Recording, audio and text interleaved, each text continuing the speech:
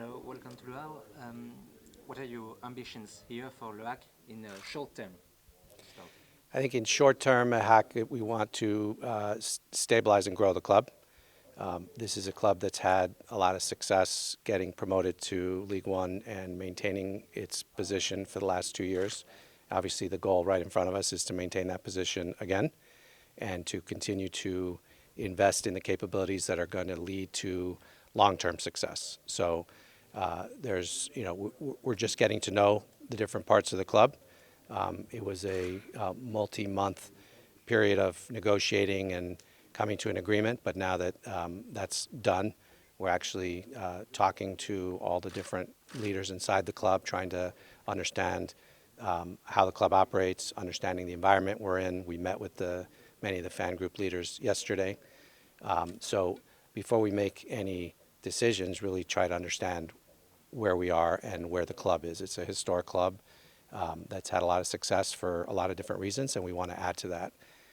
The first rule of starting a new project is do no harm. So we want to make sure that we really appreciate and accelerate the things that are good here, and then we can think about what the medium-term and long-term goals are. The short term, it's also this summer, the Yes. Mercato, Yes. the DNCG. What the fans can expect from you this summer? Well, I think, to the extent that we can, we're going to invest in the club, on the product, on the field for next year. That's the goal. We have a sporting director and a sporting group that has done a very good job of finding players that can compete at this level. And I think what we're going to see some players leave, and we're going to have to replace those players. And I know that the team has been working on it, and they've already got some progress. They've got a few players that are already coming in. I met a couple of them this morning and one yesterday. And I think we're just going to have to continue to work hard to field a team, given the budget that we're going to have available. But I have confidence that the team will do a good job of that. The budget will increase, you say. Will it increase this summer for the Mercato too? How much? And how much? Yeah. Of course. We're still waiting for a few things to be decided. But I will tell you that we're putting together a budget that we believe will be able to field a competitive team. That's the goal. So we're still. I don't understand what that means quite yet, because we're just going through right now with the sporting staff and with the management to figure out who's staying, who's going, what are the reasons, is there any of that needs to change or can change, what are the implications of the lower TV revenues for upcoming year, which nobody even knows what they're going to be. So there's still some unanswered questions, but we're going to do everything we can to field a competitive team. Some fans can be afraid about the multi-ownership. Yeah. We have the example of Bordeaux, of Lyon right now, a big club in France, who is falling. Do you have the money for the club?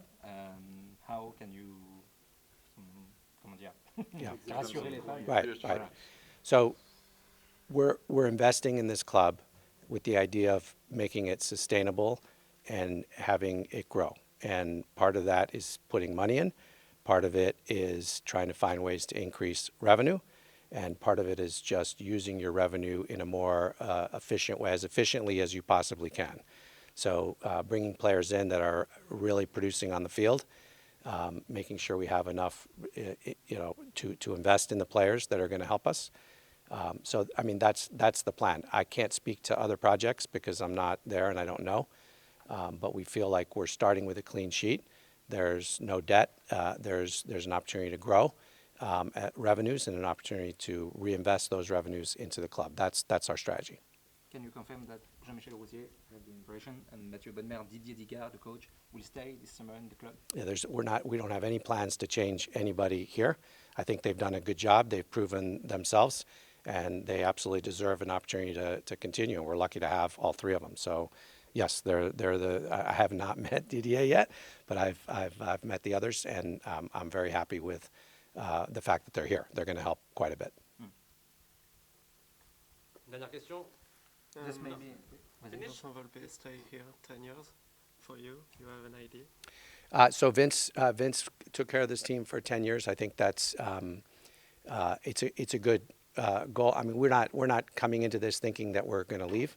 We're coming into this thinking that we're going to grow this project, and I don't, what the end point is. I have no idea, but we're not going to, so far we've invested in clubs. We've not divested of any clubs, and we want to grow this. So there's no, we're not even thinking about that at this point.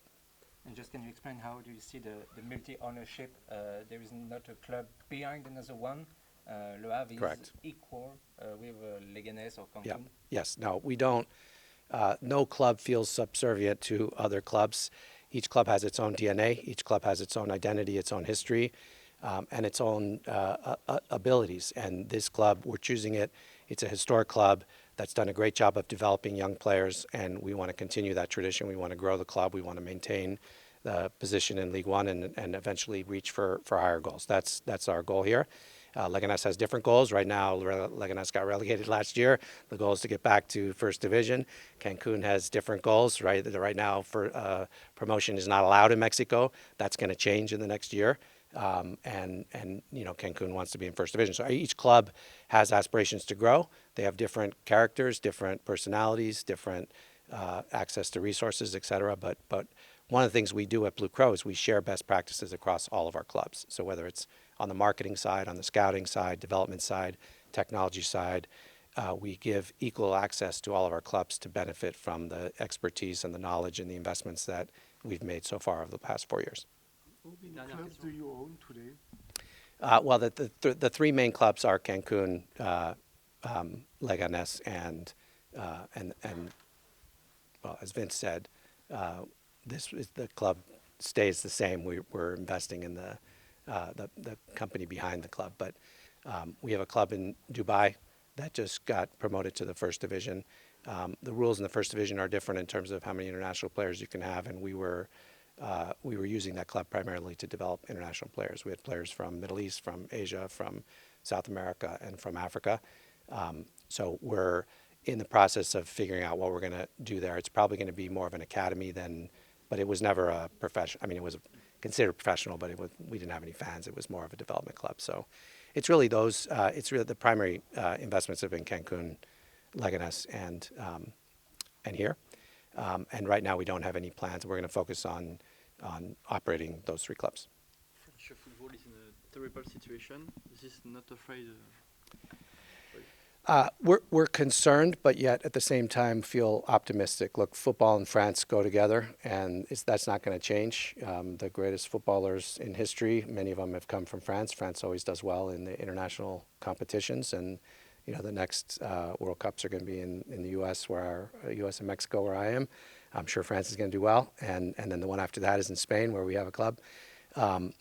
I do think eventually the league is going to figure out the situation with the TV revenues. There's too much appeal in this league, too many star players, too many good players, too much important stuff for that to not be solved. I don't know that much about it because I haven't been involved in those conversations, but I do know that it's created challenges, and we're optimistic that the future is going to be bright once we get through this period right now. And who knows?